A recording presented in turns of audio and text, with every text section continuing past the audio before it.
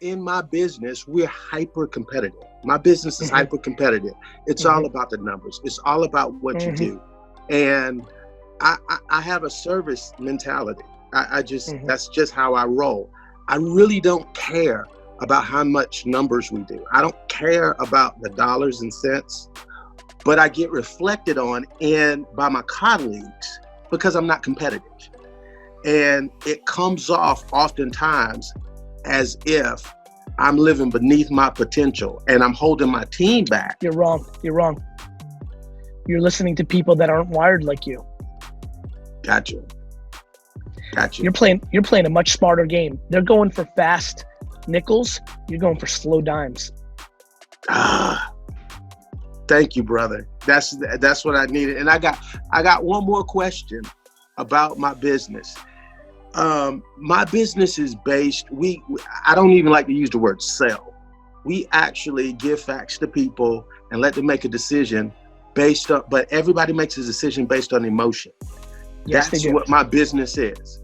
Somebody will invest their hard-earned life savings with me because of an emotion. It's not about the number. It's why you're winning, because you're playing on the gray and the people around you are playing in the black and white. Gotcha. Well, here's the thing. I'm getting a lot of pushback, and a lot of my agents are coming back to me now saying, hey, if we push those emotional buttons and we push those buttons at this time, we're getting some pushback because people are saying that we're fear-mongering. And look, I mean, when insurance by nature is fear-mongering. Okay, yeah, you're right. It's the nature of the beast. Like people buy 90% of things people do and buy is based on fear. How do you change it? You change a couple adjectives. You say it slightly differently. You say up front, listen, I'm sorry, but that the nature of insurance is a little bit about fear. That's just the punchline. Now let me give you the facts. Right. I get a lot of, I often get people saying that I sound a lot like you because I just give the straight facts. I'm like, look, there's nobody that's leaving here alive. So if you mean ever? Ever. No, you're not leaving here alive. So if you love this woman that's sitting next to you, then Gerald, on quit some real lying shit, to her. I'm trying to figure it out though. On some real shit, don't tell anybody, but I'm trying to live forever. I heard you were into cryogenics, man. I heard it, but I didn't believe it. It's not true. But the way to live forever actually is to post content for every single day at scale. Okay. That's how you actually live forever. Anyway, listen, Hey, I think, if I'm pitching life insurance, I'm sitting there too, and I'm looking at Mr. and Mrs. Johnson too, and I'm saying, look, you're gonna die, and you probably don't want Uncle Sam to get this money. You probably want Wanda to get this money, right? I mean, it's just real talk. It's just real talk. I think that, I do think it's how you deliver. I mean, look, my intuition is that you are a good salesman. You just do it differently. And I think if you feel like you might be bleeding a hair into fear mongering, it just mix it up. Listen, I've adjusted through the way I communicate. Always. I'm always ready to pivot. In 2008, when the economy was getting destroyed and everybody was worried, I loved the word hustle, right? Yeah. I loved it. And I talked about it and I loved it because I believe in hard work. I believe in it more than anything in the world. I believe it's controllable and I believe it's you. That's you. Your chemicals, who your mama was, that's not you. Hard work is you. But then as things got fluffy and things got good and the world got good and everybody had enough money, all of a sudden in the culture, the word hustle became bad and it led to burnout and it led to mental unhappiness. And I was like, fuck, I need to pivot because the context changed. And now I use the word hard work a lot more than the word hustle, though I'm not scared of it, obviously. And so that's what you may need to do.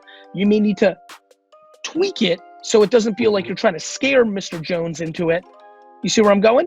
Yeah, absolutely. And so I'm living that. I'm living that around my favorite thing in the world, which is hard work. And guess what? Hard work and hustle is about to get popular again because 7 million people went for unemployment last week. You are right. I swear it is. Thank you so much. You're welcome, my man. I appreciate it, man. Thank you so much. Team Garyvee, I really like that clip. Let's get that clip expedited. That slow That's slow dimes versus fast nickels. I see it every day. You know, I live that life in journalism, and I get so many people that are like, you're leaving so much money on the table. You're leaving so much money. Do this, do this. It's back to the theme of this episode. You know, I'd rather be happy than have more money. And by the way, the happier you are and the more you're doing yourself, you have a funny way of ending up with more money in the end than the people that are just doing it for the fucking cash.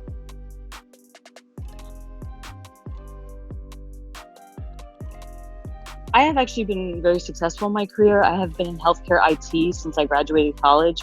And I always say healthcare IT is, when we're in a recession, healthcare is constantly booming. But, and financially, it's always been well. But I have always had a passion. A little bit about my background is that my mom introduced me to Tony Robbins when I was in 5th grade. I mean, I was listening to that stuff always, you know, she made me believe I could fly. Yeah. I mean, but it wasn't just motivation. It was believing it and feeling it. And I'm very big on energy. It's too huge on energy. So yeah. I have been meditating lately, and I have found that, you know, I like my job. I love my job. I like what I do. I'm really good at it, but it's not my purpose. And I know my purpose is, I feel like I have a voice, and I need to be utilizing it, and I need to do something with it. And the voice is getting louder. Good news. You know, Tony back in the day needed money to run all those infomercials to build his brand in the 80s, right? We have something called the internet, and it's free. But I don't know where to start. So I feel that anywhere. Something that I'm really passionate about speaking about is, I feel like we inherit limiting beliefs, and that's something people inherit. And so, but it's mind-boggling when I see parents and the way they talk to their kids, and there's no one educating these kids on how they can transform their lives. And I feel like that's something that when I'm able to tap into someone. Ready? You ready? Yep. Hang up here, go start a TikTok account, and spit your truth for a minute and post it. Do you feel that, I mean, so I don't know if I'm my own limiting beliefs are getting in the way. Of course it is. Of course. This is like the funniest meta conversation of all time, Maggie. You're telling everybody else the problem. You're in it right this second. Yeah. I'm happy. I'm like happy because I'm like, oh, this is gonna be fun. Like I was watching you walk down this path. I'm like, this is gonna be fun. I can't wait to jump out and be like, boom. You know, like, yes. What you're asking everybody else to do is what you're struggling with. You're worried about the judgment of that post. Yeah. That's why you've been playing it so safe. That fucking feeling's been inside of you. You didn't fucking meditate that out in the last month. You've been thinking this shit from the get. Well, because social media has always been something I haven't posted like personal things. I've always keep my social media private, and so I know playing it safe. Social media is no different than your fucking IT job. You've been playing it fucking safe, Maggie. So, so how do you? Is it TikTok or do you use LinkedIn? And how do you separate that from your personal, like your job? You know, I'm a working professional, and you know, I'm a professional too. Nobody gives a shit. Yeah. Also, by the way, it's not like you're going to be making fucking naked videos. You're going to fucking talk good shit. It's not like you're going to walk in and be like, Mr. Jones, your boss, and be like, Maggie, I didn't like you trying to inspire those kids on TikTok. What are you giving away secrets and social security numbers? Like, so someone who was, you have an ideology. You have an ideology of a professional that you need to break as well. Yeah. Well, that I've been working on myself, but something that a keynote speaker here in South Florida, she's pretty big, and one thing she told me was find someone who's doing what you want to be doing, and go to the top, go to the best. You know, I'm still waiting for Oprah Winfrey to call me back, but go to the best and have them mentor you. But I don't know if that's fuck that. Have the world mentor you. You don't need a mentor. You need to make a fucking video. Don't pay somebody fucking $40,000 to give you courage. I'm going to give it to you right now for free. All right. Maggie, this is, you remember when you were like scared to like have your first kiss or to swim or to ride a bike or to take the SATs? This is all the same shit. Just do. What's going to happen? Make a fucking Instagram video and make a fucking TikTok video and be like, kids, I'm Maggie. I've been seeing a lot of shit. Here's what I see. Parents are saying no. I think it's yes. Da-da-da-da-da-da-da. Next. I made fucking hundreds of videos before anybody gave a fuck. So the other day you were talking about not to put up facades and be the real you. So my question was, what if you are the real you 110% of the time? And that's why people maybe people don't want to work with you because of who you are. Then maybe you want to change and actually work on it. Like no different than physical or mental. Like I've made changes. I've had to become more radically. I've had to be more candorous, John, because people love working with me because I kept in all my negative feelings about them for 20 years and I wouldn't share. And then I would just stun them and fire them. And then they would be really mad at me and like, oh fuck, wait a minute, I'm fucking this up. So I've had to change. I've been better. And it's still a work in progress for me, but I've been better at giving negative feedback because I love positivity and all that shit. On the flip side, I watched my dad, who was very difficult on his employees. After I came in and showed a different map, he evolved. I listened to him talking to an employee last night on the phone, and the way he talked, I'm like, well, that, you know, my mom even said it to him because I was listening. She's like, you're starting to sound like Gary. He's like, you taught me. Like, you know, being your authentic self is amazing. But if your authentic self is not kind or is condescending or is in general half glass empty or scared, it's going to rub people the wrong way. And that becomes a game of you now starting to work on oneself, which is amazing. Yeah, I think that over the years I have evolved into the person I am now. I'm sure you have. Back in the day, I was a lot worse, and I live in a smaller community. That's why this has been an issue, is because everybody knows about reputation. Yeah, that's right. So, like I said, I have evolved. I'm a professional tattoo artist, so you know it's all local. All my business is local, you know. So that kind of it's kind of a problem. I like where you're going. I can give you some real shit. If I'm honestly, bro, I'm not joking. I'm getting the goosebumps. I'm telling you right now. And this is now almost 2 weeks of this show. This might be my favorite one. John, listen to me carefully. If you make a Facebook and Instagram, Twitter video, you can put them all on the same platforms, and you literally make a 1-minute video or 5-minute video and put it on YouTube and Twitter and what have you, or IGTV. And you literally say, what's the town's name? I'm in Hibbing, Minnesota.